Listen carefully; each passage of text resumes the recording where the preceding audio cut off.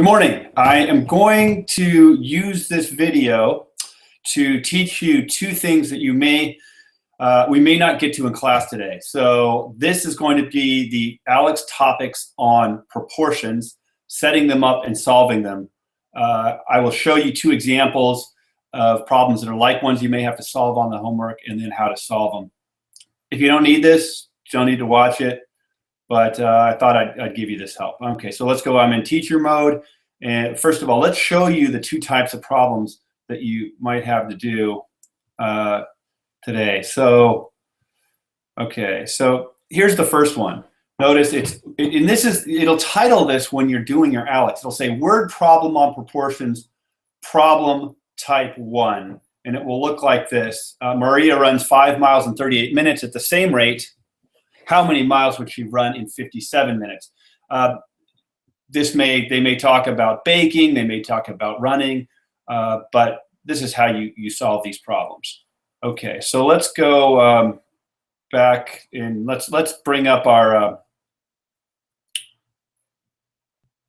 We're going to bring up our tablet here.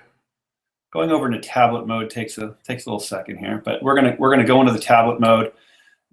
And we're going to now solve the problem. And recall the problem is Maria runs, and I'm not going to I'm not going to type in the whole problem, but runs 5 miles in 38 minutes. So how many miles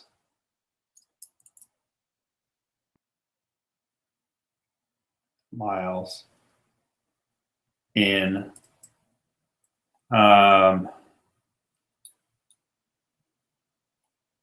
57 minutes. All right, let me just switch colors so we can see the difference in the work. And the way that you solve a problem like this is you simply go, this is a proportion. So notice that if you can do some amount of distance in a certain amount of time, or do a certain amount of work in a certain amount of time, then that's all, and you're going to do it at a constant rate. That's called a proportion. So we can write that as 5 miles. And I always like to write the units, and you'll see why in a second, in 38 minutes. And your question is how many miles, and I'm going to use this how many, I'm just going to call this, I need to call it a variable because when we do algebra, we say the unknown, we use letters. We can use X, we often use X, but let me just use a different one. I'll use A to show you that I can use any letter at all. And I'll say A miles in 57 minutes. Okay, and now the way that we solve proportions is we simply cross multiply. So if you have one term divided by another term equals another term divided by another, you can simply do this thing called cross multiplying, and then you will get another equality. So let's follow these arrows here, and we'll say, oh, well, 5 times 57 equals 38A times A. Okay? And now what we can do is we can just take out our calculators and we can say, well, 5 times 57 equals 285 equals 38A. And now we can divide both by 38.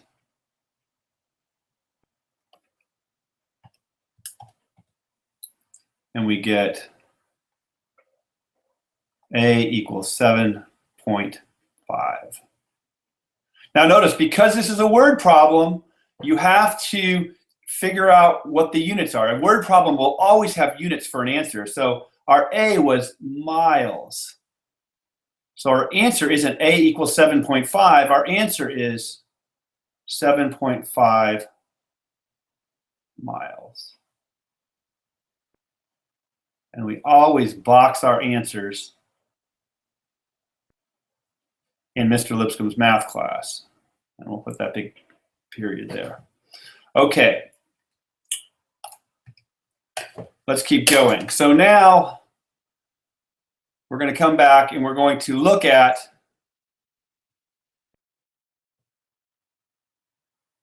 the other problem that we were doing with proportions.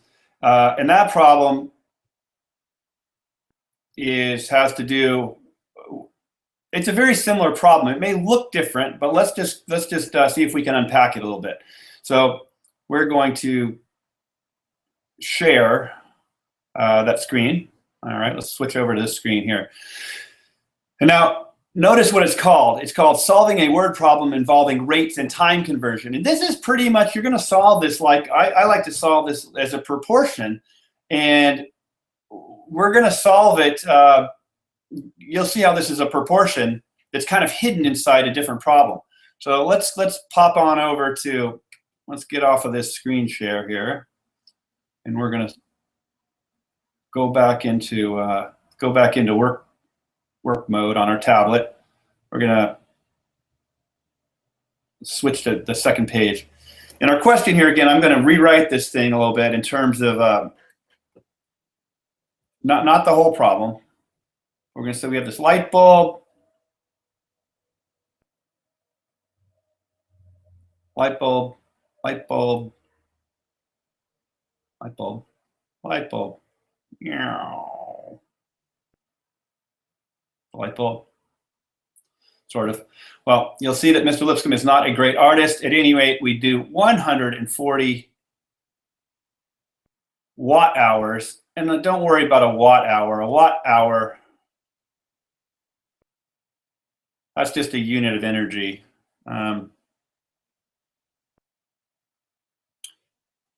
It's like joules or something. Watt hour. Think of it as a joule. Watt hour per day. So per day is another way of in one day, right? 144 watt hours per day is the same thing as 140 watt hours in one day. And the question is how long would it take to consume 7,560 watt hours in how many days? So we can see how this is also a proportion. Let's use our red and let's say, well, that would be 140 watt hours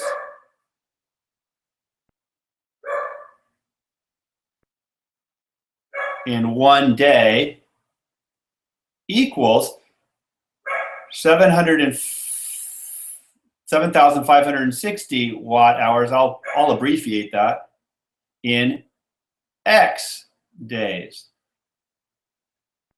Now let me point out something here. If you write in the units, and I'll highlight this, if we write in the units,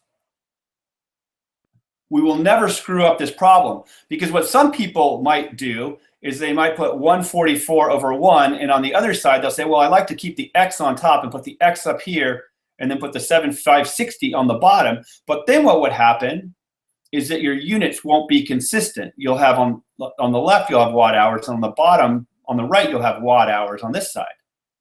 So you need to make sure that your units always match up like they do here, and you'll never screw this up. All right, now let's go into cross multiplication mode. We're going to cross multiply and we're going to say, oh, well, 1 times 7,560 is 7,560. I'll make it totally clear. 1 times 7,560 is equal to 1,440 times X. So we got 7,560 equals 1,440x. We're going to divide both sides by 1,440.